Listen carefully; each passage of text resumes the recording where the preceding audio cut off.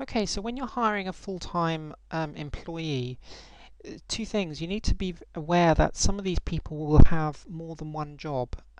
So you need to be careful that they're actually doing the work that they say they're doing. And if you're not careful, you can end up with someone who's really unproductive. So what I do with my people who are full time is I never advertise the job as look, I'm just looking for someone who can build WordPress blogs.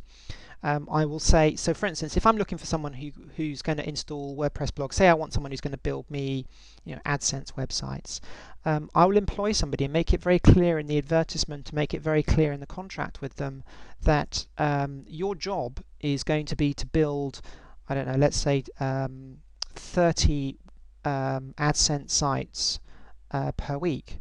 That's your job. You have to build 30 AdSense websites per week, and you have to do the SEO associated with those websites. Obviously, they're not writing the content, but they're doing everything else. They're registering the domain name, um, installing the WordPress blog, putting all the plugins in, making it all look pretty, putting the articles on, putting the AdSense blocks on, then doing all the SEO associated with it. So I'll list all that out and say, you have to do 30 of these every week.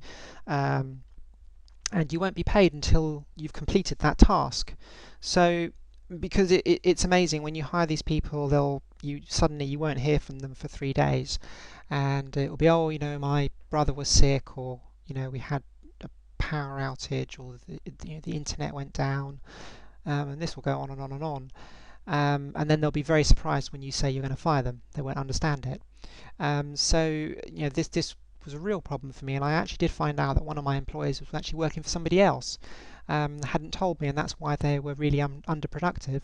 So like I said, now I make it very clear that their job is to do a set amount of tasks, so maybe building 20 or 30 websites per week, or it may be, if you're employing an SEO person, you would say your job is to build 100 backlinks a day or something, or whatever it might be, and then you tell them that that is your task, and you will not be paid until you complete that task each week, or each 2 weeks, or however often you pay them, and you mustn't pay them until they've completed that task. And if it takes them twice the allotted time to complete that task, fine, but you just don't pay them until they've completed it. So that way, if they're a bit slow and they take 2 weeks to complete the 30 websites, it's not that much of a big deal. It hasn't cost you anything. It's basically just cost them something because they've been slow, and that way you can get much more product. You can get your workers much more productive, and that way exactly what you're getting for your money. So that's what I would recommend doing. That's what I do. Now, normally, what I do is, if I was employing this person, let's stick with the WordPress blog AdSense example. So we're hiring some guy to build 30 AdSense websites per week. First thing I would do is I would create a Word document and save it as a PDF. And in that document, it'd be listed, like bullet pointed, everything that he's got to do. And then associated with each one of those bullet points, I would create a video. Don't assume these people know how to do everything. They might not do things the way you want to do them, so it's well worth creating training videos, basically just showing them how to do stuff. A lot of them prefer videos than long written text documents trying to explain what to do.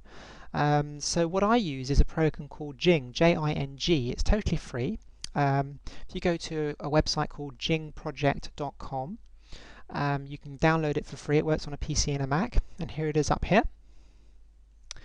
So all you have to do is you click on capture, and then you basically draw a box around the portion of the screen that you want to capture. So you could just minimize the size of your screen and just say, right, we're just going to capture that section there. And then what you can either do an image capture, so you can capture, say, just a still, and then put that into your Word document and put an arrow pointing here and say click that button or something like that. Or you can create a video. So all you need to do is get a headset for your computer, plug that in, or a microphone, and plug that in, and then you can record the audio and the video at the same time. So basically, if it was installed in the WordPress blog, I would just literally click on the video button there and just say, hi, okay, your job is to install these blogs. You're expected to build 30 of these, and this is the first step. This is what I do.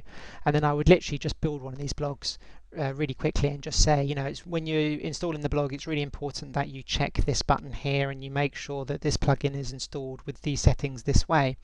And just make 3 or 4 of these videos, and that way it's really quick way to train these people how you want things built.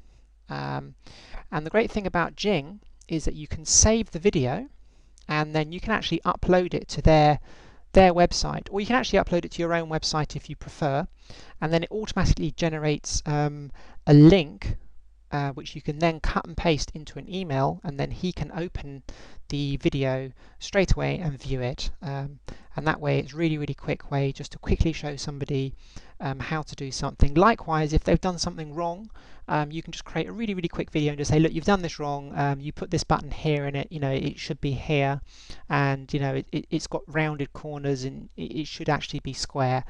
So you could do a video like that really quick, take about 2 minutes to do, and you just click send and boom, it's done. The guy straight away can find out what you've done wrong, what he's done wrong, and it's just a really quick way to communicate with these people. So that's what I would recommend. You can also record audios and send them to the person, but I've never done that. I've always just done videos.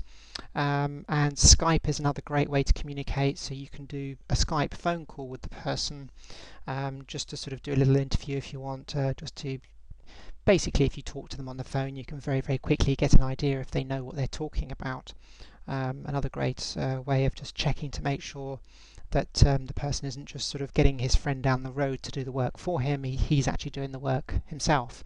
So if you have a chat to them, you can very quickly learn if they know what they're talking about. So that's outsourcing. Hope you found it useful. If you have any questions, don't hesitate to email me.